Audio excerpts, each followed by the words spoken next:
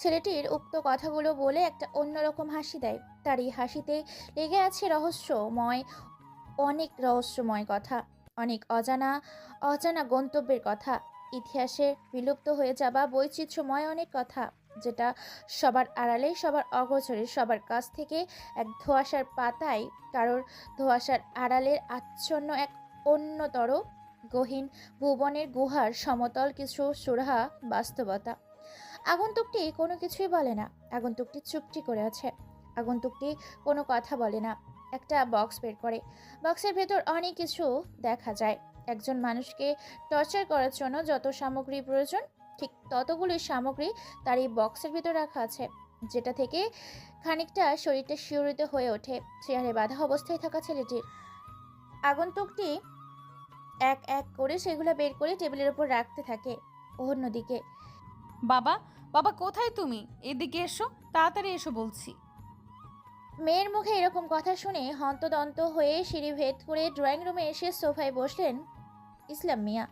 সোফায় বসা সোফায় বসে পড়ার পর হাতে থাকা কিছু ডায়েরিগুলো টেবিলের ওপর রাখেন। তারপর শান্ত কণ্ঠে মেয়ের দিকে তাকিয়ে বলে ওঠেন, কি হয়েছে মা বল। আজকে আমার একটা গুরুত্বপূর্ণ কাজ আছে, যেটার জন্য আমাকে দ্রুত কোর্টে যেতে হবে।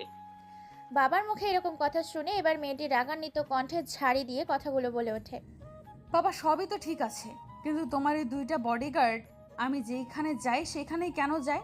আমি চাই না তোমার এরকম বডিগার্ড। ওদেরকে বলে দাও আমি যেখানে যাব ওরা যেন আমার সাথে সব জায়গায় না যায়, না হলে কিন্তু আমি ভয়ানক কাণ্ড ঘটিয়ে দিয়ে দিব। মেয়ের মুখে এরকম কথা শুনে ইসলাম মিয়া কি বলবে বুঝে উঠতে পারে না।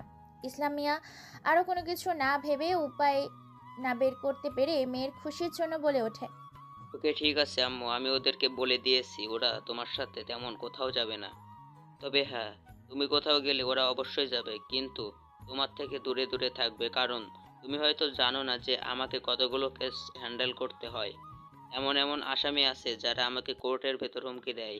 আমি চাই না আইনকে বাঁচাতে গিয়ে আমি আমার পরিবারকে হারিয়ে ফেলি, তাই আমি যেটা বলছি সেটাই শেষ কথা। মেয়েকে আর তেমন কোনো কিছুই বলার আগে সুযোগ না দিয়ে বেরিয়ে পড়ে জজ সাহেব ইসলাম মিয়া। অন্যদিকে আবার আগন্তুকটি এক এক করে সকল রকম মরণ যন্ত্রণা দেওয়ার জন্য তার বক্স থেকে সকল রকম সামগ্রী বের করে টেবিলের ওপর রাখে। রক্তাক্ত শরীর নিয়ে চেয়ারের সাথে বাঁধা অবস্থায় থাকা ছেলেটি আর চোখে সেদিকেই তাকিয়ে চোখের নোনা পানিগুলো ছড়াচ্ছে। ছেলেটি একটা ইলেকট্রিক্যাল তার নেয়, সেটা 3 ফেজওয়ালা। তার ইলেকট্রিক্যাল বোর্ডের মধ্যে জয়েন্টটা করে দেয়। তারপর ছেলেটির মাথায়, পায়ে, হাতে ইলেকট্রিক্যাল শক দেওয়ার জন্য কিবোর্ডে গিয়ে সুইচ দেয়। আবার বন্ধ করে আবার সুইচ দেয়, আবার বন্ধ করে দেয়। ছেলেটির অবস্থা প্রায় নাজেহাল। সে যে জায়গায় ইলেকট্রিক্যাল শক বেশি লাগছে সেই জায়গাগুলোই পুড়ে যাচ্ছে। ছেলেটি ইলেকট্রিক্যাল শক খাওয়ার কারণে পুরো ঝলসে গেছে। তারপর আগন্তুকটি ছেলেটিকে একটা টেবিলের ওপর শুইয়ে দেয়। তারপর একটা হাতুড়ি দিয়ে একের পর এক হাতগুলো থেকে শুরু করে পা পর্যন্ত, ঘাড় থেকে কোমর পর্যন্ত হাতুড়ি দিয়ে বাড়ি দিতে থাকে। ছেলেটি শুধু চিৎকার করছে, কিন্তু তার চিৎকার বাইরে বের হয় না, কেননা তার মুখের ভেতর কাপড় ঢুকিয়ে দিয়েছে।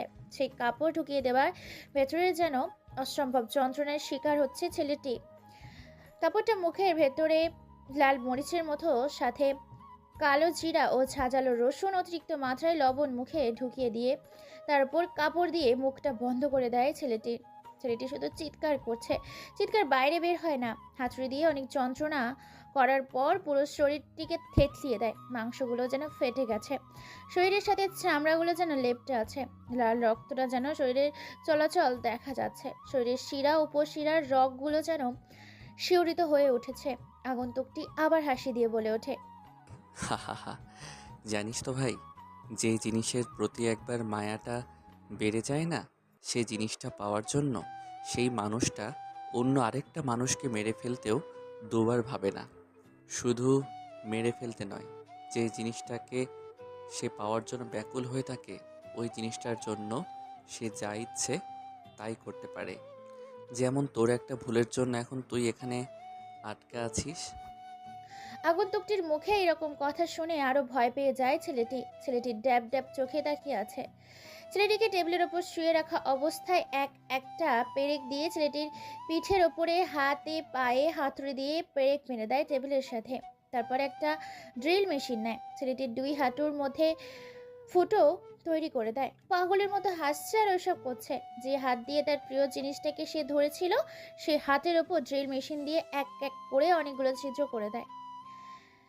হাতের তালুগুলো যেন এক ছিদ্রবিহীন অস্তিত্বহীন মানুষের হাত হয়ে গেছে। হাতের রগ, শিরা, উপশিরা, হাড়, হাড্ডি সব দেখা যাচ্ছে। আগন্তুকটি কেন জানি না ওর প্রতি একটু মায় হয়, তাই ওর মুখের ভেতর থাকা কাপড়টা বের করে। সাথে সাথে ছেলেটি যেন এক জান্নাতি নিঃশ্বাস নেয়, চিৎকার করে কাঁদতে কাঁদতে বলে ওঠে, ভাই, আমাকে ছেড়ে দাও। আমার ভুল হয়ে গেছে। আমি ভাবতে পারিনি যে ও তোমার প্রিয় পছন্দের জিনিস। আমি ভুল করে ধরে ফেলেছিলাম নিজের করে নিব বলে। আমি ওর কাছে মাপ চেয়ে নিব। অনেক অত্যাচার করলে, এবার অন্তত আমাকে ছেড়ে দাও। আমার ফ্যামিলির কাছে যেতে পারবো। বেঁচে থাকতে আর ভার্সিটি আসবো না। ভাই, প্রাণটা আমায় ভিক্ষা দাও। ছেলেটির মুখে এরকম কথা শুনে ছেলেটিকে আর কোনো কিছু বলতে না দিয়ে আবার ছেলেটির মুখের ভেতর কাপড় ঢুকিয়ে দেয়। তারপর আগন্তুকটি ছেলেটিকে উল্টো করে ঝুলিয়ে দেয়। সত্যি কথা বলতে আগন্তুকটির মাথা কাজ করছে না। সে যা করে নিজের ইচ্ছেই করে, যা করবে সেটা নিজের ভাবনাতেই করবে। সে নিজেকে ছাড়া অন্য কারোর কথা শুনে না। নিজের মন আর নিজের আত্মার সাথে সে বন্ধুত্ব করেছে। আগন্তুকটি ভীষণ ভয়ানক। যখন সে বলেছে তখন সে করে দেখাবে। তারপর আগন্তুকটি ধারালো একটা চাকু নিয়ে ছেলেটির পায়ের কবজির চামড়া কেটে দেয়। সাথে সাথে গড়গড় করে রক্ত বের হতে থাকে। তারপর আস্তে আস্তে পা থেকে চামড়াগুলো নিচের দিকে ছিলতে শুরু করে। ছেলেটির যেন জীবন থেকে আত্মাটা বেরিয়ে যাচ্ছে। মৃত্যু যেন তার খুব সন্নিকটে। ছেলেটির চিৎকার বাইরে বের হয় না। ছেলেটি মরণ যন্ত্রণায় পাগলা কুত্তার মতো চিৎকার করছে, কিন্তু মৃত্যু তাকে বরণ করছে না। ছেলেটি যেন নিজের মৃত্যুটাকে খুব কষ্ট করে উপলব্ধি করতে পারছে। আগন্তুকটি ছেলেটির শরীর থেকে জীবন্ত অবস্থায় চামড়াগুলো ছিঁড়তে শুরু করে। ছিঁড়তে ছিঁড়তে এক পর্যায়ে শরীর থেকে পুরো চামড়াটাকেই আলাদা করে ফেলে। শরীরে শুধু গোস্তগুলি দেখা যাচ্ছে। রক্তে রক্তাক্ত হয়ে গেছে, রক্তবিহীন হয়ে গেছে ছেলেটির শরীর। সাদা রুমের সাদা রঙের ফ্লোরটা রক্তে লাল, রক্তাক্ত হয়ে গেছে। ছেলেটির জীবনটা শুধু থুকপুক থুকপুক করছে। আগন্তুকটি আবার এটা ভিডিও করছে ইউটিউব, ফেসবুক এবং আরও জনপ্রিয় অ্যাপগুলোতে আপলোড করার জন্য। তারপর আরও একটা ধারো ছুরি দিয়ে সেটির শরীর থেকে গোস্তগুলোকে পিস পিস করে তার শরীর থেকে ছেলেটির গোস্তগুলোকে বের করে নিতে থাকে। ছুরি দিয়ে যতবার তার শরীর থেকে গোস্তগুলো বের করার জন্য আঘাত করছে, ততবার যেন ছেলেটির কলিজা গিয়ে আঘাত লাগছে। ছেলেটি এক পর্যায়ে তার এইরকম মরণ যন্ত্রণা সহ্য করতে না পেরে নিজেকে শ্বাসরোধ করে মেরে ফেলে নিজেই নিজেকে। অর্থাৎ সে নিজের শ্বাসটাকে বাইরে ফেলছিল, সেই নিঃশ্বাসটাকে আর ভেতরে নেয়নি। নিজের নিঃশ্বাসটাকে বন্ধ রেখে ছেলেটি মরণ যন্ত্রণায় হাত থেকে বেঁচে থাকার জন্য পরপারের উদ্দেশ্যে রওনা দিয়েছে। আগন্তুকটি এটা দেখে এক অন্যরকম হাসিতে মেতে ওঠে। তারপর আগন্তুকটি সেই ভিডিওটাকে ফেসবুক, ইউটিউব, ইনস্টাগ্রাম, হোয়াটসঅ্যাপ আর অন্যান্য জনপ্রিয় অ্যাপগুলোতে পাবলিশ করে দেয়। মুহূর্তের মধ্যে যেন ভাইরাল হয়ে যায় ভিডিওটা। ছড়িয়ে পড়ে পুরো বাংলাদেশ সহ বাংলাদেশের আশেপাশে দেশগুলোতে, যেমন ইন্ডিয়া, আফগানিস্তান, পাকিস্তান, ভুটান আরও অনেক দেশগুলোতে। এক ভয়ের আতঙ্ক শুরু হয়ে যায়, যেন পুরো ফেসবুকে হাহাকার আর আয়তন ছড়িয়ে পড়ে। সবার মুখে শুধু একটাই কথা, শহরের প্রভাবশালী ছেলে যদি এই অবস্থা করে এক অজানা কুখ্যাত সন্ত্রাসী, তাহলে না জানি সাধারণ মানুষের কি অবস্থা করে এই সন্ত্রাসী। ছোট থেকে বড় পর্যন্ত সবাই যেন আতঙ্কে ও ভয়ে আছে। কেউ এখন বাসার বাইরে তেমন আড্ডা দেয় না। সবাই যেন ঘরের ভেতরে ঘর বন্দী হয়ে আছে। আসলে এতক্ষণ কি হলো বা কি হচ্ছে কোনোটাই আপনারা বুঝে উঠতে পারেননি, তাই না? কোনো সমস্যা নেই, আমি সবটাই খোলসা করে বলছি যে কি হয়েছিল, কেনই বা আগন্তুকটি এই ছেলেটিকে নৃশংসভাবে হত্যা করলো। তবে কমেন্ট করে জানাবেন, এর থেকেও ভয়ঙ্কর গল্প শুনতে চান নাকি এর থেকে কম ভয়ঙ্কর গল্প শুনতে চান? জনপ্রিয়, সবার পরিচিত আমাদের রাজশাহী শহর। রাজশাহী শহরের রাজশাহী ইউনিভার্সিটিতে কম বেশি পড়তে আসে বাইরের দেশগুলো থেকে শুরু করে বাইরের অঞ্চল, বাইরের ডিস্ট্রিক্ট, বাইরের বিভাগগুলো থেকে আমাদের বাংলাদেশের ছাত্রছাত্রীরা। আর এই রাজশাহী শহরটাতেই যেমন লেখাপড়ার পাশাপাশি তেমনই চলে আরও অনেক রকম বেপরোয়া কাজ, সাথে অশ্লীল কাজ আর অন্যান্য যেগুলো বলাই যায় না। আমাদের জজ সাহেবের মেয়ে ইউনিভার্সিটিতেই পড়ে, জজ ইসলাম সাহেবের মেয়ে তানিয়া। তানিয়া দেখতে অসম্ভব সুন্দর, ফর্সা, অর্জুন বর্ণের এক লাজুক লতা গোলাপি পরি। পঞ্চগড় ডিস্ট্রিক্ট থেকে পড়তে যায়। সেখানে এক ছেলে, ছেলে বললেও ভুল হবে, বলতে হবে আগুনের পোলা, পুরোই আগুনের পোলা। ছেলেটিকে বুঝলে নরম আর ভাবলে গরম। আর ছেলেটির ভার্সিটির প্রথম দিন, কাঁধে ব্যাগ, চোখে সানগ্লাস, পরনে স্টাইলিশ প্যান্ট, প্যান্টের সাথে ম্যাচিং করে টি শার্ট আর হাতে ঘড়ি। বাইক নিয়ে প্রবেশ করছেন রাজশাহী ভার্সিটির মাঠে। সবাই ছেলেটির দিকে হা করে তাকিয়ে আছে। ছেলেটি কোনো দিকে না তাকিয়ে তার বাইকটি পার্কিং করে নিজের ক্লাসরুমে অর্থাৎ প্রিন্সিপালের রুমের উদ্দেশ্যে রওনা দেয়। যতই সিঁড়ি দিয়ে উপরে উঠতে যাবে ততই যেন কারোর সাথে ধাক্কা খেয়ে না পড়ে গিয়েও বেঁচে যায়। কিন্তু সে ধাক্কা খেয়েছে, সে ফ্লোরে পড়ে যায়। পড়ে যাওয়ার সাথে সাথেই চিৎকার করে বলে ওঠে। ওরে মারে, কোমরটা বুঝি গেল রে। ছেলেটি মেয়েটির কথায় তার চোখ থেকে সানগ্লাসটা খুলে ফেলে। মেয়েটির দিকে তাকিয়ে তো প্রথম তাকাতেই যেন ছেলেটির শরীরে 11,000 ভোল্টের এক শীতল বাতাস প্রবাহিত হয়ে যায়। হাঁ করে তাকিয়ে আছে। হঠাৎ করে মেয়েটি ছেলেটির দিকে তাকিয়ে তো অবাক, কেন ছেলেটি হা করে চোখ করে আছে তার দিকে।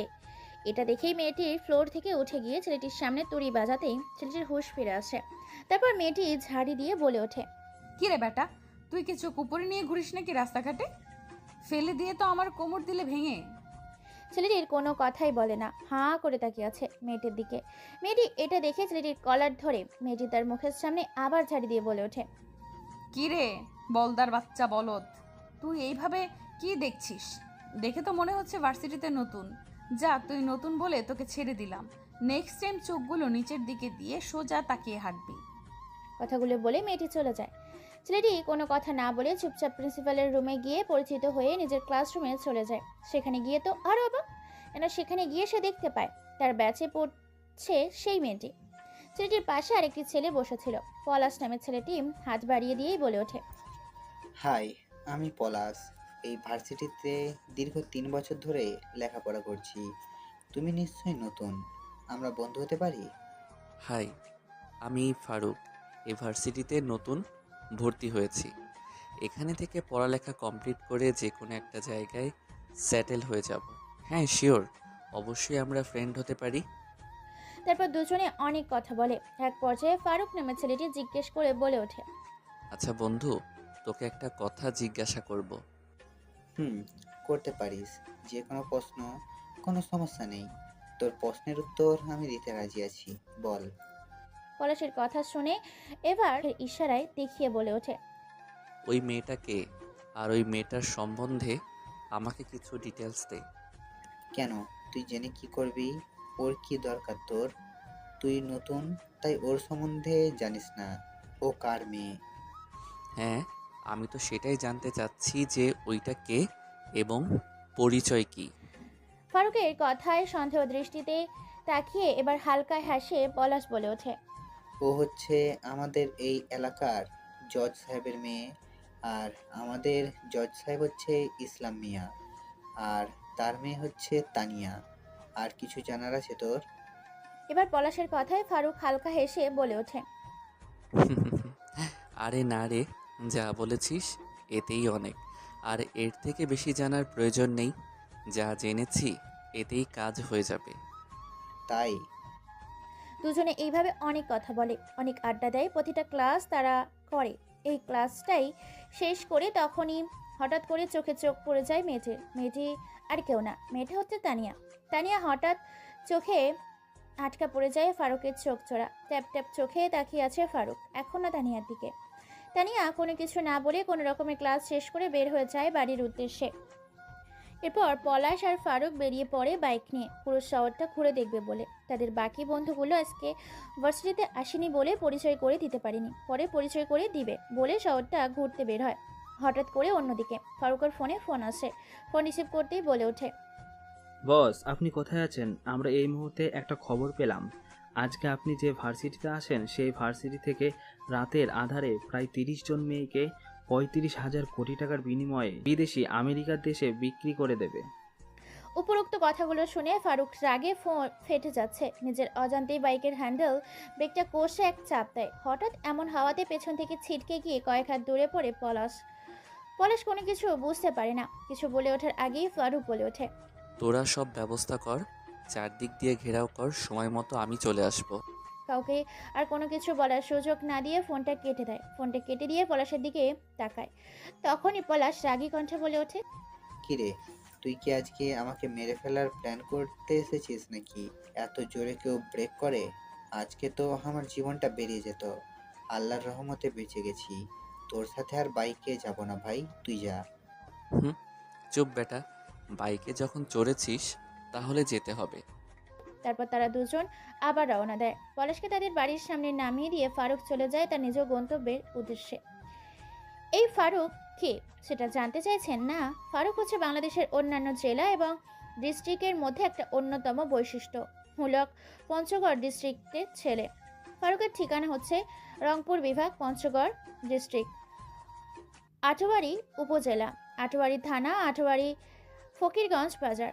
এর পাশেই তার বাসা। বাবা মায়ের দুই মাত্র সন্তান। তবে বাবা মায়ের বড় সন্তান, তার একটা ছোট্ট বোন আছে। বাবা একজন প্রভাবশালী বিজনেসম্যান, মা গৃহিণী। ভালোবাসা দিয়ে পরিপূর্ণ একটি ফ্যামিলি।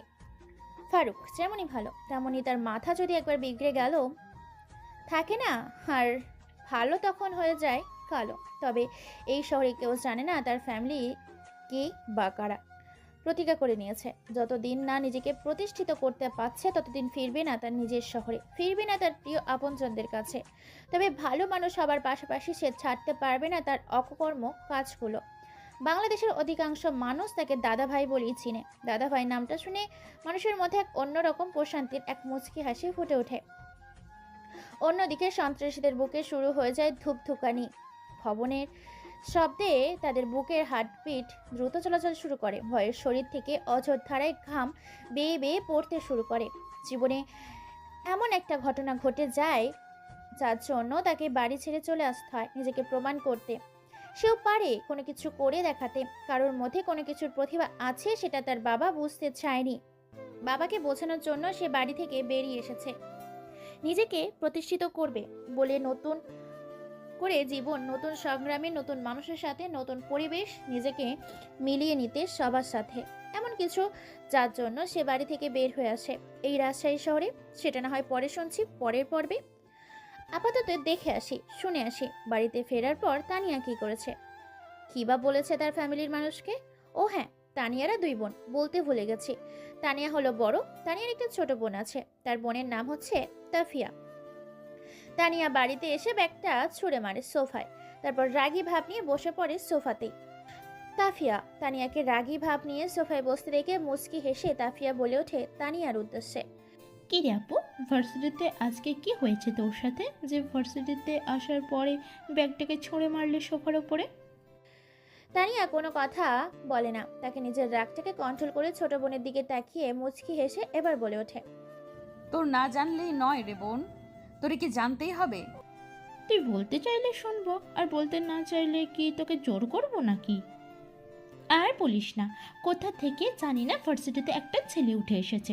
আস্তে আস্তে প্রথম দিনে ছেলেটা আমার সাথে ধাক্কা খেয়ে আমি গেলাম ফ্লোরে পড়ে, গিয়ে দিলাম অনেকগুলো কথা শুনিয়ে।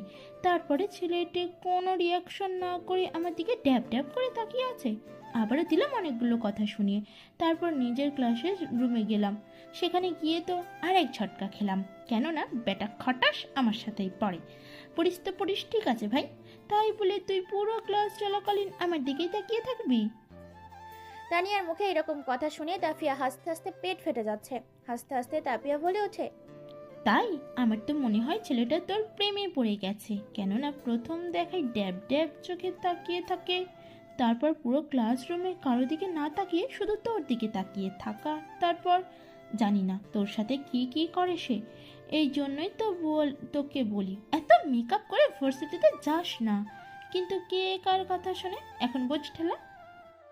তাফিয়ার কথা শুনে রেগে মেগে একাকার। তানিয়া আরো কিছু বলতে যাবে, তার আগেই তাফিয়া তাকে থামিয়ে দিয়ে আবার বলে ওঠে মুচকি এসে, আচ্ছা আপু শোন না, ছেলেটা দেখতে কেমন রে? অনেক handsome, stylish, dashing look, six pack body, উজ্জ্বল ফর্সা শ্যামলা বর্ণের ছেলেটি।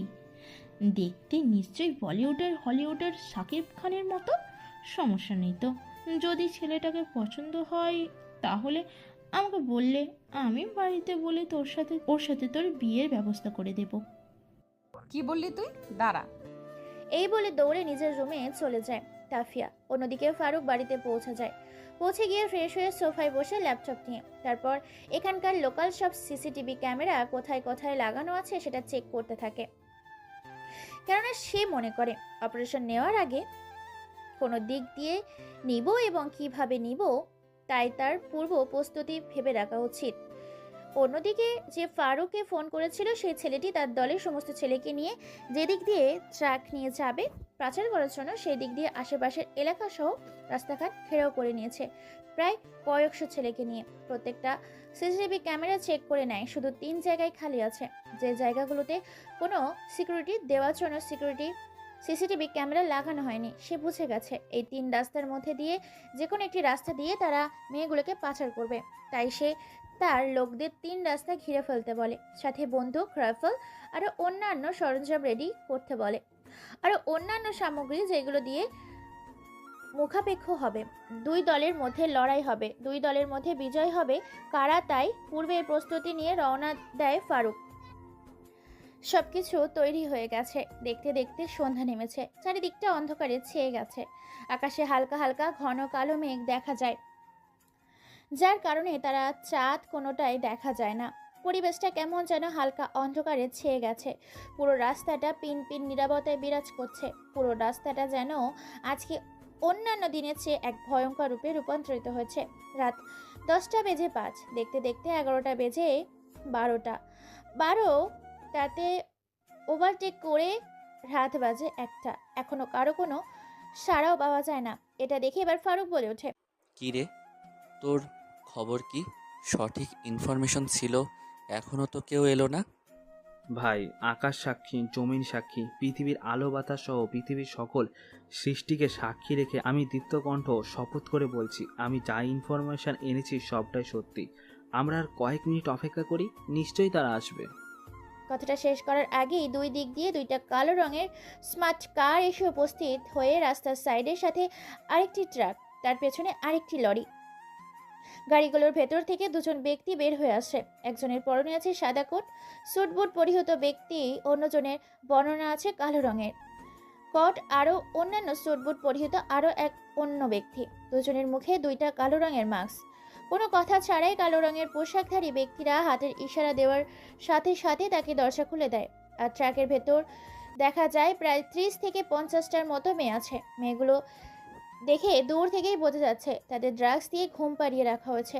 অন্যদিকে সাদা রঙের কোট পরিহিত ব্যক্তিটি হাতের ইশারা দিয়ে অপর গাড়িটির দরজা খুলে দেয়। সাথে সাথে 1000 টাকার বান্ডিল, 500 টাকার বান্ডিল এবং 100 টাকার বান্ডিল থাক করে টাকা দিয়ে ভরিয়ে রাখা হয়েছে গাড়িটাতে। দেখেই হাসি দিয়ে 2 ব্যক্তি বলে ওঠে, তোমার মাল চাই, মাল দিলাম। আমার টাকা চাই, আমি টাকা নিলাম। তুমি এখান থেকে কেটে পড়তে পারো। নেক্সট প্ল্যান কোথায় করবে সেটা আমাকে জানিয়ে দিও মেসেজ করে। গুড বাই, চলি, সি ইউ, ভালো থেকো।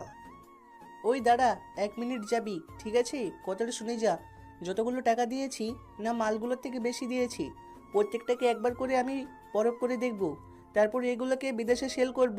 কেননা আমাদের তো যাচাই করতে হবে কোন জিনিসটা ভালো আর কোন জিনিসটা খারাপ, কারণ সবগুলোর দাম আমি এক রেটে দিয়েছি।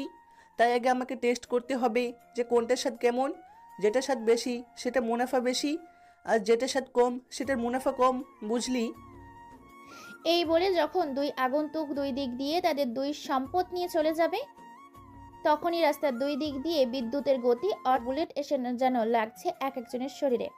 হঠাৎ করে এমন হাওয়াতে 2 দিক দিয়ে 2 নেতা ভয় পেয়ে যায়। তারা নিজেদের বাঁচানোর জন্য সেই স্থান থেকে পালিয়ে যেতে নিলেই সাদা রঙের কোট পরিহিত লিডার ধরা পড়ে যায়। অন্যদিকে রাস্তার ধারে গাছগাছালি ঝোপঝাড় সাথে গাছের ডাল পাতা পড়ে থাকায় কালো রঙের পোশাকধারী ব্যক্তিটি খুব সহজে লুকিয়ে পড়ে সেইগুলোতে। সবাইকে মারে পটাপট করে, কারণ ফারুকের দলের ছেলেরা, কারণ তাদের এক একজনের হাতে ছিল 9mm রিভলভার, 4mm রিভলভার, স্পাইপার, bullet proof jacket, bullet proof helmet আর একটা চাইনিজ কাচের তৈরি কুড়াল, একটা ধারালো চাইনিজ কাচের তৈরি চাকু। যাকে যেভাবে পেয়েছে তাকে সেখানেই সেভাবে মেরে ফেলেছে, কোনো কথা বলার সুযোগ দেয়নি। প্রায় রাস্তাটা লাল রক্তে ছেয়ে গেছে। রক্তের কারণে আশেপাশের গাছপালা সহ পড়ে থাকা ডাল পাতাগুলো রক্তের লাল রং ধারণ করেছে। পরিবেশটা শুধু রক্তে রক্তাক্ত হয়ে গেছে। তবে তাদের মধ্যে থেকে এখনো বেঁচে রয়েছে সেই সাদা রঙের লিডারটা। এবার ফারুক একটা লম্বা একটা কোরাল দিয়ে এগিয়ে আসতে থাকে সেই অজানা ব্যক্তির দিকে। সেই অজানা ব্যক্তিটিকে দুই দিক দিয়ে দুজন ধরে রেখেছে। তার হাতের সামনে এসে কোরালটা দিয়ে তার শরীরটাকে ভালো করে একবার শুইয়ে দেয়। তারপর কোরালটা তার মুখের সামনে রেখে হালকা হেসেই বলে ওঠে, জানিস তো এই ফারুক ভাই যায় যেখানে বিপদের সাথে খেলতে ভালোবাসে সে সেখানে। তোরা জানিস না এই দাদা ভাই এই শহরে এসেছে? সাদা রঙের কোট পরিহিত লোকটি দাদা ভাই নামটা শুনতেই যেন তার হাত পা কাঁপাকাঁপি শুরু করছে, ঘামতে শুরু করেছে। ঘামটা যেন তার শরীরে বৃষ্টির ঝর্ণায় পড়ছে। লোকটি এবার কাঁদো কাঁদো গলায় বলে ওঠে, ভাই আমি কিছু জানি না, আমার যতটুকু দায়িত্ব আমি শুধু ততটুকুই দায়িত্ব পালন করেছি। এর বিনিময়ে আমি মোটা অঙ্কের টাকা পেয়েছি। এর পেছনে কে আছে বা কারা আছে সেটা আমি জানি না। আমাকে ঠিকানা থেকে এগুলো করতে বলেছে, তাই আমি এসেছি। তুই যেহেতু জানিস না তাহলে তোকে বাঁচিয়ে রেখে কি হবে, মরার জন্য তৈরি হয়ে নে। ফারুকের মুখে এই কথা শুনে লোকটি ভয়ে একটা শীতল কণ্ঠে ঢোক গিলে আর ভয়ে জড়সড় হয়ে আতঙ্কের সুরে বলে ওঠে, ভাই আমাকে মারবেন না, মারবেন না। আমি বলতেছি আমি কিছুটা জানি, সে কিছুটা থেকে আমি আপনাকে বলতেছি। তারপর সেই সাদা রঙের পোশাকধারী লোকটি সব ঘটনা খুলে বলতে শুরু করে ফারুক ওরফে দাদা ভাইয়ের সামনে। ভাই মেয়েগুলোকে বিদেশে পাচার করা হবে এবং সেখান থেকে মেয়েদের সাথে অনেক রকম কাজ করা হবে, মেয়েদের নিয়ে ব্যবসা করা হবে, আমি এটুকু জানি। আর এগুলো কোনো এক ভার্সিটি থেকে পাচার করা হয় এবং ওই ভার্সিটির কেউ একজন জড়িত আছে, যে কিনা কোটি কোটি টাকার পাহাড় করছে। আর বিদেশ থেকে আরও বড় বড় পার্টিরা আসে যারা আমাকে টাকার বিনিময়ে এদেশে পাঠাই, আমি টাকার বিনিময়ে এদেশ থেকে নিয়ে যাই। তাহলে মরার জন্য তৈরি হয়ে নে। কথাটা বলতে দেরি কিন্তু শেষ করতে দেরি হয়নি। একটা কাচের টুকরা দিয়ে একের পর এক পেটের মধ্যে আঘাত করতে থাকে। এত পরিমাণ আঘাত করেছে যার কারণে ছেলেটির পেটের ভেতর থেকে নাড়ি এবং ভুঁড়িগুলো বের হয়ে আসে। বাইরে রক্তের সন্ধে দুর্গন্ধ ছড়িয়ে গেছে পুরো জায়গাটাতে। ছেলেটির করুণ অবস্থা, নাড়ি ভুঁড়িগুলো একাকার হয়ে গেছে। এক পর্যায়ে ছেলেটি আর সহ্য করতে না পেরে মৃত্যুর স্বাদ সেখানেই গ্রহণ করে। তারপর সবাই মিলে বন্দুক নিয়ে বেশ কয়েকটা গুলি করে সেখান থেকে চলে যায়। ছেলেটির বুক থেকে মাথা পর্যন্ত ঝাঁঝরা করে দিয়েছে গুলি করে। এই খবরটা ছড়িয়ে পড়েছে বিভিন্ন টিভি নিউজ চ্যানেলে, ইউটিউব চ্যানেলে, ফেসবুকে চ্যানেলে। সাংবাদিক প্রচার করছে খবর। আবার চলে এলাম নতুন কোনো খবর নিয়ে। আমাদের এই এএন টিভিতে সকল ধরনের আপডেট পেতে সাথে থাকুন। রাত বাজে 2:30 অথবা 3টা, অজানা কোনো ব্যক্তি এসে শত্রুদের অনেক নৃশংসভাবে হত্যা করে উদ্ধার করে নিয়ে যায় প্রায় কয়েক কোটি টাকার মেয়ে পাচার হতে যাচ্ছিল বিদেশের কোনো এক দেশে। সেই মেয়েগুলোকে বাঁচিয়ে নিলেও কোনো এক অজানা মাফিয়া। তবে সবাই বলছে এটা কেউ না, এটা শুধু দাদা ভাইয়েরই কাজ। কেননা বাংলাদেশের বর্তমানে যদি কেউ টপ মাফিয়া গ্যাংস্টারের মধ্যে সিক্রেট মাফিয়া হয়ে থাকে তাহলে সেটা একমাত্র দাদা ভাই।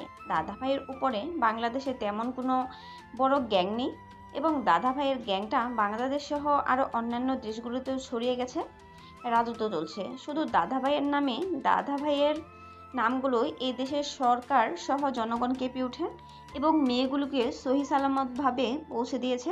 আবার সেই ভার্সিটিতে মেয়েগুলোর ফ্যামিলি জানতে পেরে মেয়েগুলোকে সেখান থেকে নিয়ে যায় নিজেদের হেফাজতে। অনেকটাই দুর্নাম হয়েছে ভার্সিটির, কেননা আরও তথ্য পাওয়া গেছে সে ভার্সিটির কেউ এসবের সাথে জড়িত আছে, যে কিনা মেয়েদের পাচার করে বিদেশে টাকা কোটি কোটি পার করছে। রাজশাহী শহরের ভার্সিটি সহ আর অন্যান্য ভার্সিটিতে এখন আইনের আয়ত্তায় নেওয়া হয়েছে বিভিন্নভাবে আরও ব্যবস্থা, সাথে আরও কঠোর আইন জারি করা হয়েছে। আমরা এতটুকু খবর পেয়েছি। পরবর্তী খবর জানতে আমাদের চ্যানেলটিকে ভিজিট করে রাখুন। ছোট্ট একটা বিরতি নিচ্ছি, বিরতির পরে বিস্তারিত আলোচনা। টিভির পর্দায় সাংবাদিকের কথাগুলো শুনে রাজশাহী শহরের মানুষগুলো আরও আতঙ্কে পড়ে যায়। ছেলেমেয়েগুলো বাইরে লেখাপড়া করতে পাঠাতে ভয় পায়, যে যার মতো কানাঘোষা করছে, অনেক অনেক কথাই বলছে। আজকে ভার্সিটির তেমন কোনো রিয়াকশান দেখা যায় না খবরের পর, কেননা ভার্সিটিতে ওই খবরের পর কেমন যেন হয়ে উঠেছে ভার্সিটিটা। বাইক নিয়ে প্রবেশ করছে ফারুক, চোখে সানগ্লাস, হাতে ঘড়ি, মুখে চাপদাড়ি, স্টাইলিশ প্যান্ট টি শার্ট, পায়ে বেশ দামি ক্যাচ, পকেটে ফোন, মুখে হাসি। বাইক থেকে নেমে বাইকটা স্ট্যান্ড করে চলে যায় পলাশদের আড্ডাখানায়। পলাশ এখানে ফারুক দেখেই বলে ওঠে, কিরে, হাই বস, তোকে সবার সাথে পরিচয় করে দেই। এ হচ্ছে আমাদের নতুন বন্ধু ফারুক, আর এই হচ্ছে মুকসেদুল, বাবু, ফারহাদ, শামীম, তামিম, ইকবাল, রহিম, করিম, জব্বার, সালাম, বরকত, রফিক, শফিক, বাহাদুর। আজ থেকে সবাই আমাদের বন্ধু। সবাই এক এক করে হাত মেলা আর বন্ধুত্ব করে নিয়ে ফারুকের সাথে। ওকে বন্ধু। তারপর তারা এক এক করে সবাই একসাথে পরিচিত হয়ে নেয়। পরিচয় পর্ব সেরে নিয়ে তারা একসাথে সবাই মিলে এক জায়গায় আড্ডা দিতে থাকে। বন্ধুদেরকে পেয়ে এক হায়না রূপে বেরিয়েছিল সে সব শক্তিধারীদের ধ্বংস করতে। ও হ্যাঁ, সে বাসা থেকে কেন বেরিয়েছিল সেটা বলতে তো ভুলে গেছি। চলুন তাহলে সেটাও শুনে আসি, কেন সে বাসা থেকে বেরিয়ে এসেছিল আর কেনই বা সে বর্তমানে এই রাজশাহী শহরে নিজেকে প্রতিষ্ঠিত করার জন্য নিজেই নিজের সাথে লড়াই করছে। পরিবারের বড় সন্তান ফারুক, তার একটা ছোট বোন আছে। বোনটা এবার ইন্টারে পড়ছে, আর ফারুক অনার্স দ্বিতীয়বার সে ভর্তি হতো। লেখাপড়ার পাশাপাশি বেশ দাপট ছিল তার শহরে। ধীরে ধীরে সে একটা সংগঠন তৈরি করে গরিব মানুষকে সাহায্য করবে বলে। সে সংগঠনটা ধীরে ধীরে একটা গ্যাংয়ে তৈরি হয়। সেই গ্যাংটা ধীরে ধীরে একটা গ্যাংস্টার রূপে রূপান্তরিত হয়। রাতের আধারে, দিন দুপুরে সেখানে অলিতে গলিতে, আনাচে কানাচে, এখানে সেখানে যখন পায় অন্যায় করতে দেখলেই প্রকাশ্যে পৃথিবী থেকে সরিয়ে দেয়। প্রশাসন থেকে পুলিশ পর্যন্ত, ওপর থেকে নিচ পর্যন্ত কেউই গ্যাংয়ের মুখোপেক্ষী হতে পারেনি। তাই তো এই গ্যাংটা দাদাভাই হিসেবে পরিচিত হয়েছে। লেখাপড়ায় তেমন একটা ভালো ছিল না সে, তবে মানুষ হিসেবে খুবই ভালো সে। ভার্সিটিতে কারোর সাথে সে অন্যায় হতে দিত না। গরিব দুঃখীদের সবসময় সাহায্য করত, তাদের পাশে থাকতো। তাদের ন্যায় বিচার, যে কোনো বিপদে আপদে মানুষের পাশে থাকার জন্য সর্বপ্রথম সেই তাদের পাশে দাঁড়াতো। তার পরিবারের কেউই জানতো না যে এই গ্যাংটার মাস্টার মাইন্ড সে নিজেই। সবাই ভাবতো সে সরল সাদা, এটাতে কেউ তাকে গালিগালাজ করলে কাউকে কোনো কিছু বলতো না। তবে রাতের আধারে গিয়ে তাকে উঠিয়ে নিয়ে এসে তাকে বুঝিয়ে দিত শান্তশিষ্ট ছেলেগুলো কখনো বোকা হয় না, বরং তারা বুদ্ধিমত্তার পরিচয় দিয়ে সঠিক সময়ের অপেক্ষা করে। বুদ্ধিমানরা কখনো রেগে যায় না, তারা ঠান্ডা মাথায় রেখে শেষ খেলাটা শুরু করে, শেষ পর্যন্ত খেলে। ভার্সিটিতে লেখাপড়ার পাশাপাশি মারামারিতেও পারদর্শী সে, কাউকে তোয়াক্কা করে না। একটা ছেলে তাদের আগের ভার্সিটিতে একটা মেয়েকে প্রতিনিয়ত ডিস্টার্ব করত। ছেলেটি বড়লোক বাবার একমাত্র সন্তান ছিল, আর ছেলেটি ছিল ভার্সিটির 1 নম্বর ও শৃঙ্খল। সেই মেয়েদের উত্তপ্ত করতে ডিস্টার্ব করত, কাউকে সম্মান দিত না, সব সময় তার পাওয়ার তাকে খাটাতো, সব সময় পাওয়ারের অপব্যবহার করত। একদিন ভার্সিটিতে প্রবেশ করছে ফারুক বাইক স্ট্যান্ড করে তার বন্ধুদের সাথে দেখা করে, আড্ডা দিচ্ছে। বন্ধুদের সাথে হোসাইন বলে ওঠে, কি রে, তুই আজকাল কোথায় থাকিস? তোকে দেখা যায় না কেন শহরে?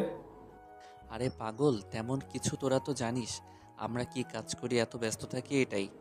একজনকে 33 ডিগ্রি দিতে হবে, 11,000 ভোল্ট দিতে হবে। ভার্সিটি তার পাওয়ারে অপকর ব্যবহার করে। রাতে ওকে সাইজ করে দিবি, সমস্যা নেই। কথাগুলো বলা শেষ হয়নি তার আগেই ভার্সিটির গেট দিয়ে তাকিয়ে দেখতে পায় বিজয় নামের ছেলেটা আজকেও মেয়েদের ডিস্টার্ব করছে। ভার্সিটির গেট দিয়ে একটা মেয়েকে প্রবেশ করছিল। মেয়েটির বুক থেকে ওনাটা টেনে নিয়ে বলে ওঠে বিজয়, কিরে সুন্দরী, আজকে আমার ভালোবাসা স্বীকার করবি নাকি নিজের পতন নিজের চোখের সামনে দেখবি?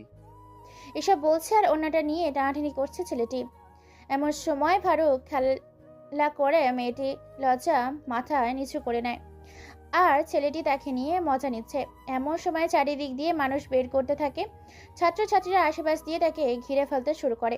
কেউ কোনো কথা বলে না, সবাই শুধু দেখছে, কিন্তু সাহস করে কেউ বিজয়ের সাথে কথা বলে না। মেয়েটির অসহায়ের মতো সবার দিকে তাকিয়ে আছে। এমন সময় মেয়েটির জামার খানিকটা অংশ ছিঁড়ে ফেলে বিজয় আর বলে ওঠে, কিরে, তুই সবার সামনে আমায় থাপ্পড় মারিস, আমার গায়ে হাত দিস, আজকে তোর এমন অবস্থা করব যেটা তুই ভাবতেও পারবি না। এবার বিজয় নামে ছেলেটিকে ধীরে ধীরে মেয়েটিকে অপমান করার জন্য তার সাথে অসভ্যতামি শুরু করতে থাকে। মেয়েটি এক পর্যায়ে তার অসভ্যতাগুলো সহ্য করতে না পেরে ভার্সিটির 10 তলার ভবনের ওপরে উঠে নিচে ঝাঁপ দিয়ে সাথে সাথেই মেয়েটি নিচে পড়ে প্রাণ বেঁচে গেলেও তার হাত পা মেরুদণ্ড ভেঙে যায়, যার কারণে সে আর কোনোদিনই হাঁটাচলা করতে পারবে না। বেঁচে থেকেও মৃত হয়ে থাকবে পরিবারের ওপর বোঝা হিসাবে। এটা দেখে ফারুক সহ হোসাইন তাদের আরও বন্ধু দূরে দাঁড়িয়ে আছে। সেখানে ছেলেটি ভয় পেলেও পালিয়ে যেতে নিলে ফারুক বিজয়কে ধরে ফেলে। কোনো কিছু বুঝে ওঠার আগেই ফারুক সহ তার বন্ধুগুলোকে উদম কেলানি দিতে থাকে। এই পর্যায়ে মারতে মারতে প্রায় আধমরা করে ফেলেছে বিজয়কে।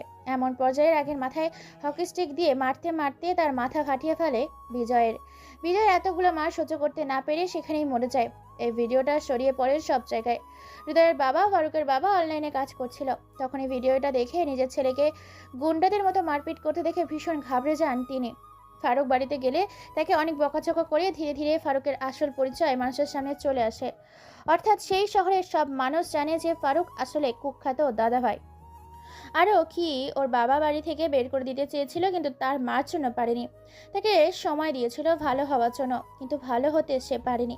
একদিন সে নিজের ভার্সিটি থেকে বাসায় ফিরছিল, তখন সে দেখতে পায় তার ছোট্ট বোনকে রাস্তার কিছু বকাটে ছেলে, প্রভাবশালী ব্যক্তিদের কয়েকটা বিগড়ে যাওয়া বাবার ছেলে, পরিবারের অকল্যাণ ডেকে আনা কিছু কুলাঙ্গার ছেলে তার বোনকে ডিস্টার্ব করছে।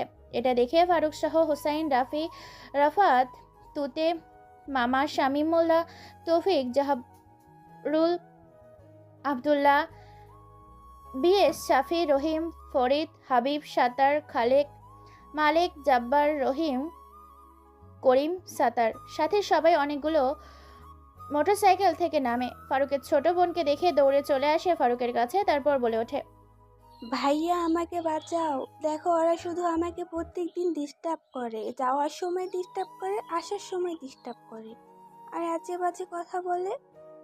তোদের এত বড় কলিজা? তারপর ফারুক সহ হোসাইন, রাফি, রাফাত, তুতে, মামা, শামীম, মোল্লা, তৌফিক, জাবরুল তাদের সবাইকে ধরে এক করে মারতে থাকে। মারতে মারতে প্রায় আধমরা করে ফেলেছে ছেলেগুলো। এরকম করুণ অবস্থা দেখে এবার ফারুকের বোন বলে ওঠে, ভাইয়া ওদেরকে ছেড়ে দাও, আর মেরো না ভাইয়া, ওদেরকে মারলে ওরা মরে যাবে, বাবা বাসায় বকবে, চলো ভাইয়া বাসায় ফিরে যাই, ওদেরকে ছেড়ে দাও এবারের মতো ভাইয়া। তোর এত বড় সাহস, তুই কার বোনের দিকে নজর দিয়েছিস তুই নিজেও জানিস না। আজকে তোরে এমন অবস্থা করব যেটা তুই সারা জীবন হুইল চেয়ারে বসে অনুভব করতে পারবি। কথাটা বলে ছেলেটি দুহাত ভেঙে দেয়, গগন কাঁপানো চিৎকার দেয়।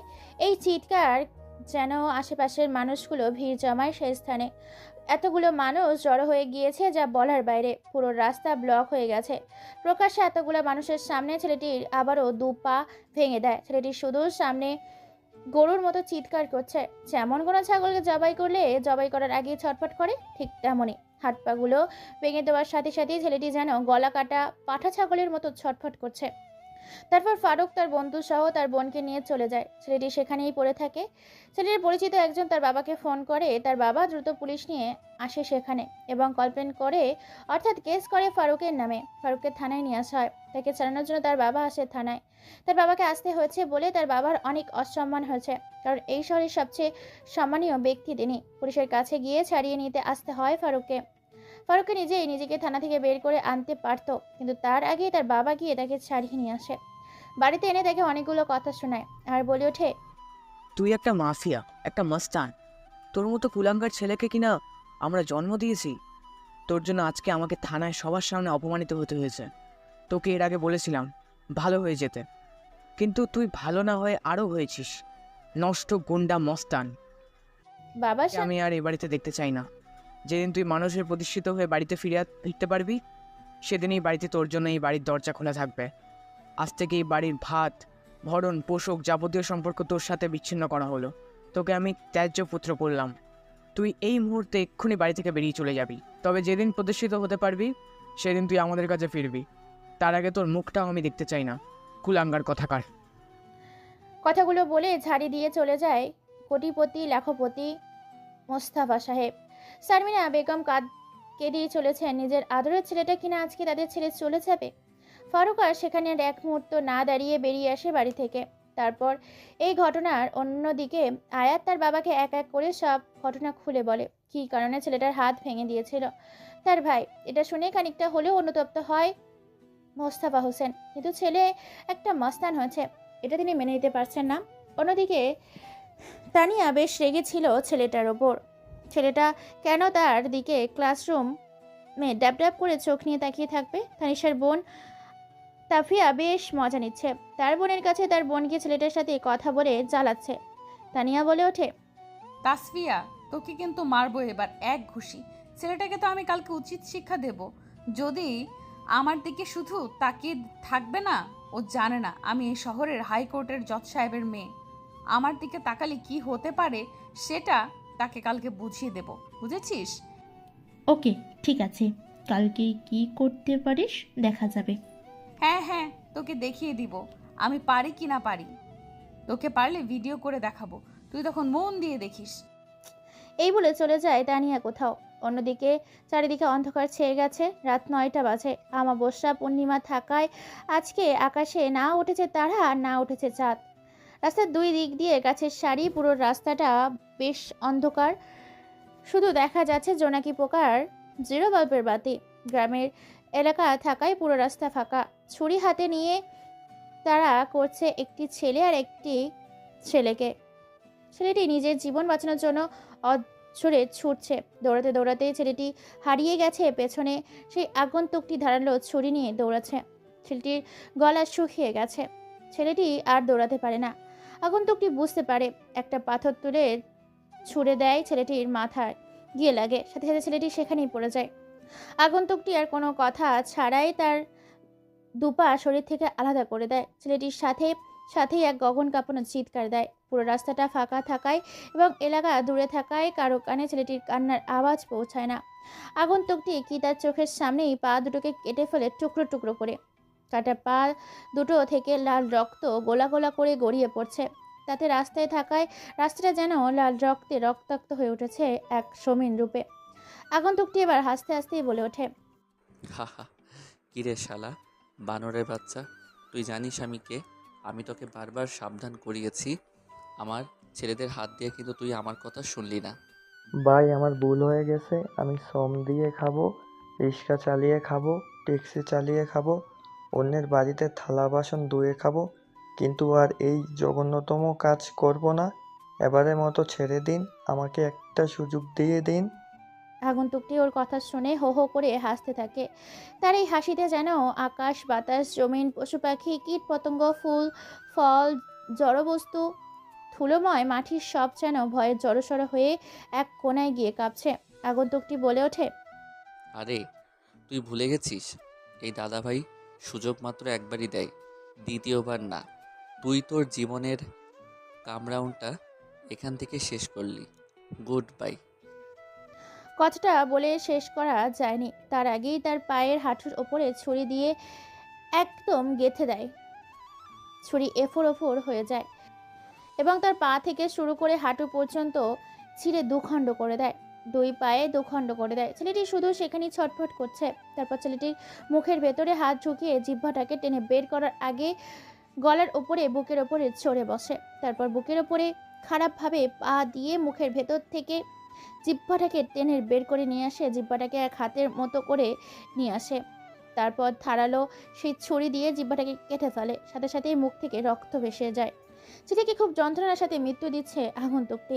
তারপর ছেলেটির বুকের ওপর ছুরি দিয়ে আঘাত করা, হাত দিয়ে বুকটাকে চিরে দেওয়া, তারপর বুকের ভেতরে হাত ঝুঁকিয়ে তার সেই কলিজাটাকে বের করে নিয়ে আসে আর হু হু করে হাসতে থাকে। কারণ সে জানে মানুষের কলিজাটাই আসল জিনিস।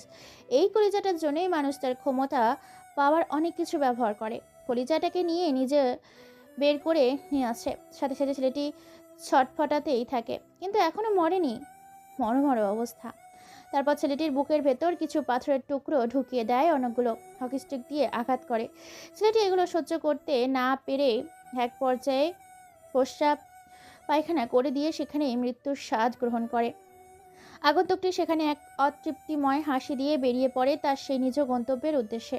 ছেলেটির লাশটিকে রাস্তার মাঝখানে ভালো করে শুইয়ে দিয়ে পকেট থেকে ফোনটা বের করে আগন্তুকটির কোনো এক নাম্বারে ফোন দিয়ে সাথে সাথে 10টা প্রাইভেট জ্যাক কালো কার চলে আসে।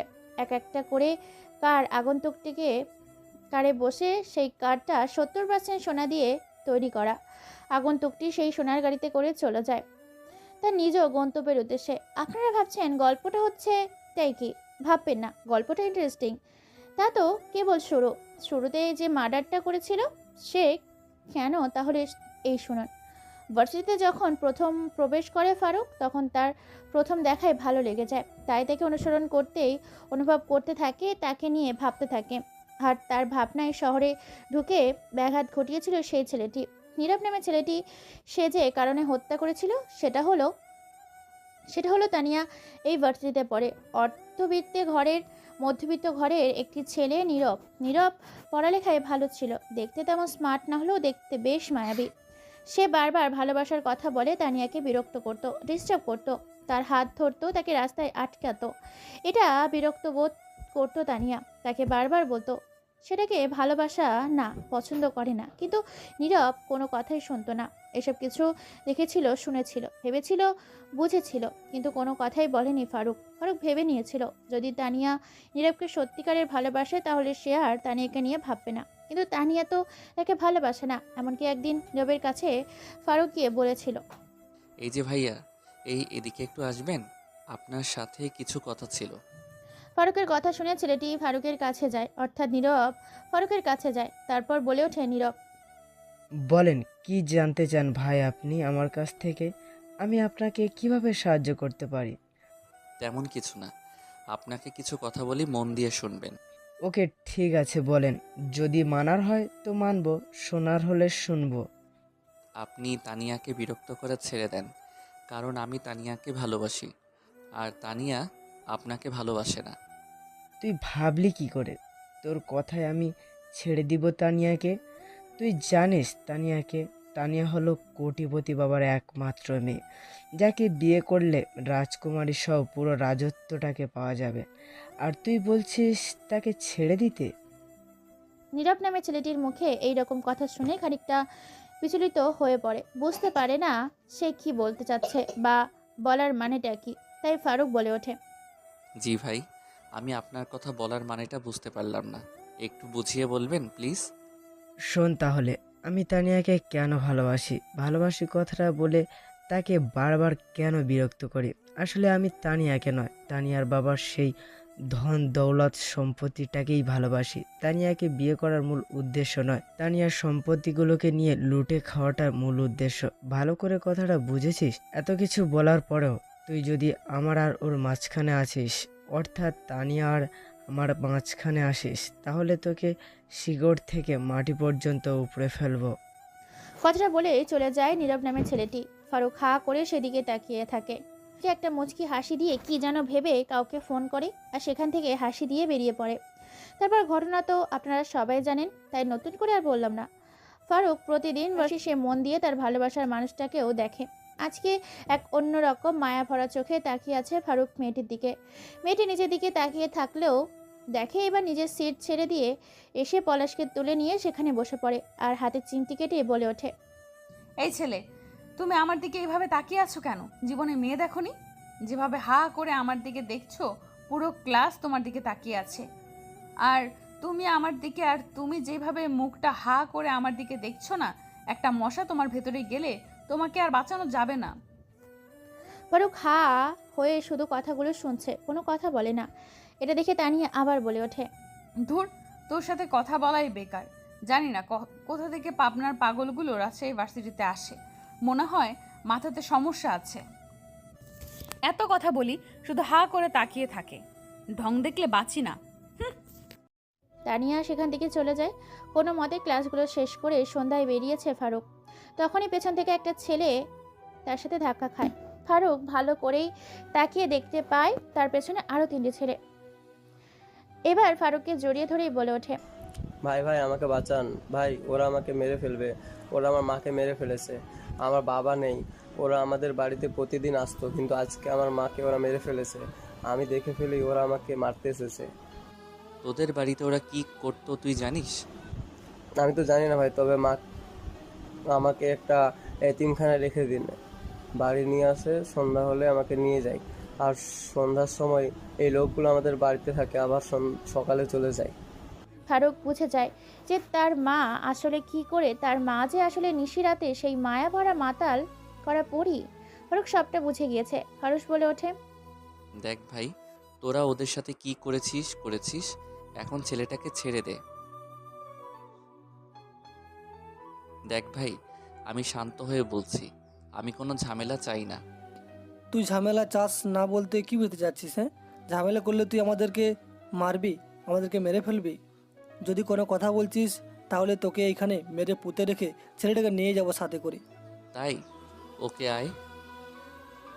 ফারুক কথাটা বলার সাথে সাথেই ছেলেগুলো এগিয়ে আসে সেই ছেলেটাকে নিয়ে যাওয়ার জন্য, কিন্তু ছেলেটাকে নিয়ে যেতে পারে না, কেননা তার আগেই ছেলেগুলো দু পায়ে 4টা বুলেট এসে ভেদ করে এফুর ওপর হয়ে যায়। দিন দুপুরে হঠাৎ করে এমন হয়ে মানুষের ভিড় লেগে যায়। ছেলেটিকে যেন কারো গাড়ি থেকে কালো পোশাকধারী কিছু মুখোশধারী লোক এসে সেই জন্য ছেলেকে তুলে নিয়ে চলে যায়। হঠাৎ এমন হতে কেউ কিছু বুঝে উঠতে পারে না। ভয়ে সবাই সেই জায়গায় দ্রুত ত্যাগ করে। পুলিশ খবর পেয়ে সেখানে দ্রুত চলে আসে, তো পুলিশ আসার আগেই সবাই সেখান থেকে সরে যায়।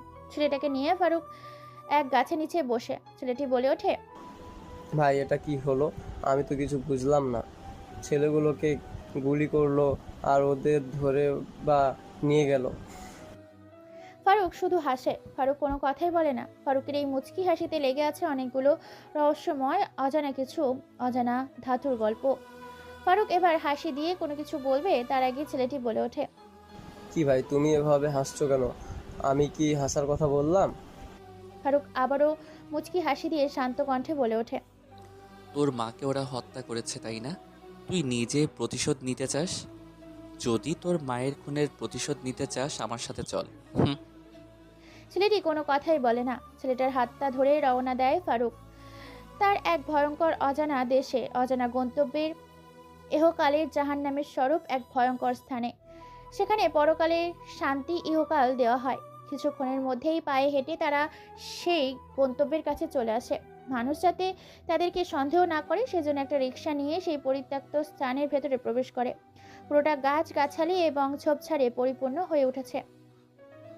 বাইরেটা দেখতে যতটা নয় ভয়ানক, ভেতরটা ততটাই অপরূপ সুন্দর। ভেতরে প্রবেশ করতেই দেখতে পায় ছোট্ট ছেলেটি সেই দুজন ব্যক্তিকে উল্টো ঝুলিয়ে হাতে পায়ে রশি দিয়ে নারিকেল গাছের সাথে বেঁধে রাখা হয়েছে। তাদের শরীরে কোনো কাপড় নেই, বেধরমভাবে পিটাচ্ছে তাদেরকে। চাবুকের আঘাতে শরীরের চামড়াগুলো ফেটে গড়গড়িয়ে রক্ত পড়ছে শরীরের ফাটল জায়গাগুলো থেকে। ছেলেটি আর এগিয়ে আসে। ছেলেগুলো শুধু চিৎকার করছে একটা ব্লেডের বাড়ির আঘাতে। তারা জানে না কার সাথে টক্কর নিয়েছিল, কার সাথে তর্ক করেছিল। ছেলেটি কোনো কিছু বলে ওঠার আগেই ফারুক ছোট ছেলেটিকে বলে ওঠে, আমি কে সেটা জানার প্রয়োজন নেই তোর। তোকে যেটা করতে বললাম সেটা কর। এই নিয়ে ধর। তারপর ছেলেটির হাতে একটা ধারালো চিরুনির মতো দাঁড়ওয়ালা চিরুনির মতো একটা লোহার চিরুনি দেয়। ছেলেটি সেটা নিয়ে ছেলে দুটোর সামনে গিয়ে দাঁড়ায়। তারপর তাদের মুখের ভেতর সেই চিরুনির দাঁড়ওয়ালা লোহার তৈরি চিরুনিটা মুখের ভেতর ঢুকিয়ে দিয়ে ছেলেটি মারে এক টান। সাথে সাথে গালের মাংসগুলো ছিঁড়ে চলে আসে বাইরে। এইভাবে খুব নৃশংসভাবেই শাস্তি দেয়। উল্টো করে ন্যাংটা করে ঝুলিয়ে দেওয়ায় কারণে সব কিছু তাদের দেখা যায়, বোঝা যায়। সেই চিরুনিটা দিয়ে শরীরে আঁচড় দিতে থাকে। এক পর্যায়ে আঁচড়গুলো সহ্য করে উঠতে পারে না ছেলে দুটি, কিন্তু তাদের চিৎকার বাইরে যায় না। চার দেওয়ালের ভেতরেই বাধা অবস্থায় থাকে, কেননা পুরো সাউন্ড প্রুফ এলাকা।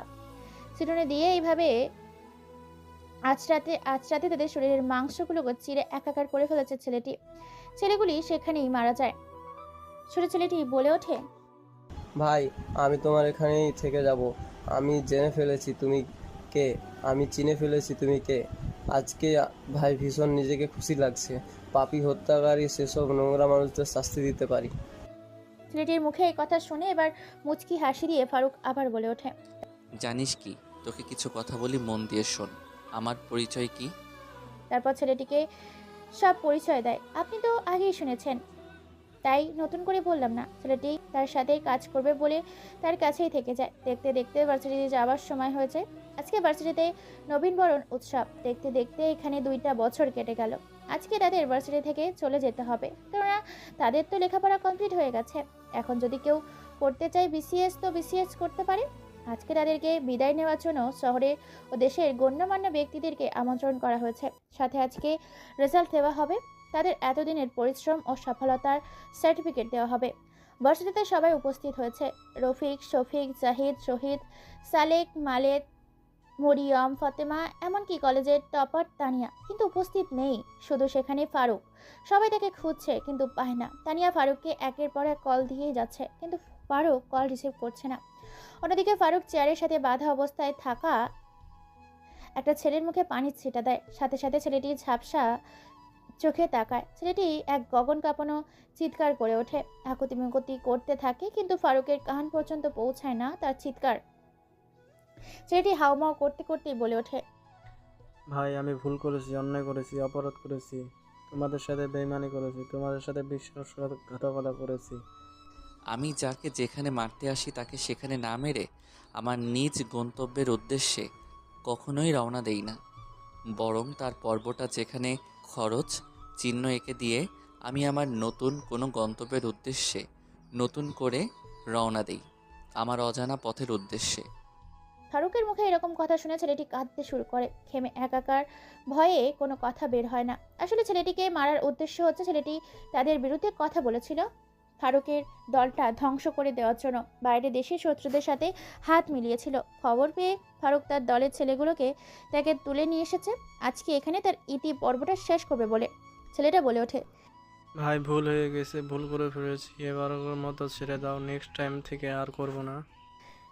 ছেলেটি আর কোনো কথা বলার সুযোগ না দিয়ে সাইকেলের শিকগুলো নিয়ে চোখের মধ্যে ঢুকিয়ে দিয়ে পায়ের মধ্যে ঢুকিয়ে দেয়, বুকের ভেতর ঢুকিয়ে দেয়, পেটের ভেতর ঢুকিয়ে দেয়। এক কান দিয়ে শিক ঢুকিয়ে অন্য কান দিয়ে বের করে নিয়ে আসে। এত অত্যাচার সহ্য করতে না পেরে ছেলেটি শুধু চিৎকার করে এক পর্যায়ে ছেলেটির গলার মাথায় আরও বিভিন্ন জায়গায় ঢুকিয়ে দিয়ে এফোর ওফোর করে দেয়। ছেলেটি এত অত্যাচার সহ্য করতে না পেরে সামনে থাকা ছুরিটা নিয়ে নিজেই নিজের গলায় চালিয়ে দেয়। পিঙ্কি কেটে তাজা লাল রক্ত গড়গড় করে বের হতে থাকে। আরও সব কিছু ঠিক করতেই চলে যায় ভার্সিটির উদ্দেশ্যে। সেখানে গিয়ে প্রধান অতিথি উপস্থিত হয়। যে যার মতো করে ব্যস্ত ছিল, যে যার মতো করে বক্তব্য দিচ্ছে। পলাশ, তানিয়া, রফিক, শামীম, জাহিদ, জব্বার, মরিয়ম, আনিশা, তানিয়া, তাফিয়া সবাই ফারুককে ফোন দিচ্ছে। ফুল স্পিডে গাড়ি চালিয়ে চলে আসে। প্রিন্সিপাল স্যার হাতে মাইক্রোফোন নিয়ে মঞ্চে আসার জন্য অনুরোধ জানায় সাত্তার মেয়েকে। সাত্তার মিয়া মঞ্চে উপস্থিত হয়ে বলে ওঠে, সবাইকে ভালোবাসা ও অভিনন্দন। আশা করি সবাই ভালো আছেন। উপস্থিত সকলকে জানাই আসসালামু আলাইকুম। আমি দীর্ঘদিন ধরে এই কলেজের সাথে পরিচিত। আমি দেশের বাইরে ছিলাম বিজনেসের কাজ ছেড়ে আমি তোমাদের ভালোবাসি বলে এই ভার্সিটিতে উপস্থিত হয়েছি। এত ব্যস্ততার মধ্য দিয়ে তোমাদের আগামী প্রজন্ম এবং ভবিষ্যৎগুলি খুব সুন্দর কাটুক, ভালো থাকুক এবং ভবিষ্যৎ প্রজন্মের জন্য তোমরা নতুন কোনো কিছু করে দেশটাকে এবং দেশের মানুষগুলোকে উজ্জ্বল সবুজের শস্য শ্যামল ক্ষেতের মুখ দেখাও। আমি বেশি কিছু বলতে চাই না বা বলতে পারি না। তোমাদের জন্য ভালোবাসা ছিল, আছে, থাকবে। আমি যেমন সহযোগিতা করে এসেছি করব। তোমরা আমার জন্য দয়া করিও। এই বলে মাইক্রোফোনটা রেখে দেয় সাত্তার মিয়া। প্রিন্সিপাল মাইক্রোফোনটা হাতে নিয়ে তারাও কিছু বক্তব্য দেয়। ছাত্রছাত্রীরা তারাও বক্তব্য দেয়। অনেকে মুগ্ধ হয়ে শুনছে, অনেকের অভিভাবকগুলো এসেছে, অনেকে ইনভাইট করা হয়েছে। সবাই সবার বক্তৃতা দেয়। এক পর্যায়ে স্টুডেন্টদের সাফল্যের সার্টিফিকেটগুলো হাতে তুলে দেওয়ার জন্য, সাথে সে ফার্স্ট হয়েছে তাতেও পুরস্কারটা দেওয়ার জন্য সাত্তার মিয়াকে সে ছেলেটা নিজের মুখে যে নামটা বলে এবং তার হাতে যেন পুরস্কারটা তুলে দেয়, সেজন্য প্রিন্সিপাল তাকে অনুরোধ করে মাইক্রোফোনটা হাতে তুলে দেয়। আবার বলে ওঠে, এই ভার্সিটির এবার ফার্স্ট যে হয়েছে তাকে আমি মঞ্চে আসার জন্য অনুরোধ করছি এবং আমি অ্যানাউন্সমেন্ট করে দিচ্ছি সেই নামটি হলো ফারুক ইবনে ফারুক হাসান। নামটা বলে এবং শুনে বেশ বিচলিত হয়ে যায় সত্তার মিয়া, কেননা এই নামটা অন্যদিকে ফারুক দৌড়ে এসে উপস্থিত হয় সেখানে শুনতে পাই তার নামটা স্টেজের দিকে না তাকিয়ে সোজা দৌড়ে স্টেজের উপরে দাঁড়িয়ে যায়। তারপর সামনে কি আছে তার দিকে না তাকিয়ে বলে ওঠে, দেরি হওয়ার জন্য আসলেই একটা কাজে ফেসে গিয়েছিলাম। সাত্তার মিয়া তো সামনে ছেলেটির দিকে তাকিয়ে হতবাক চোখে তাকিয়ে আছে। কেউ কোনো কিছু বলছে না বলে দেখে ছেলেটির দিকে তাকায়। ছেলেটিও তো সেই দিকেই তাকিয়ে আছে, কেননা তার বাবা দাঁড়িয়ে আছে। আর তার বাবাকে দেখে কি বলবে, কোনো কিছু বলে ওঠে, তুই বাড়ি ফিরে গেলি না কেন? তোকে না দেখতে পেয়ে তোর মা অসুস্থ হয়ে গেছে। তোকে না দেখতে পেয়ে তুই কেন ফিরে গেলি না? আমি জানিস তোকে খোঁজার জন্য কত লোক পাঠিয়েছি, কেউ তোর খবর দিতে পারেনি, আর তুই এখানে নিজেকে লুকিয়ে রেখেছিস।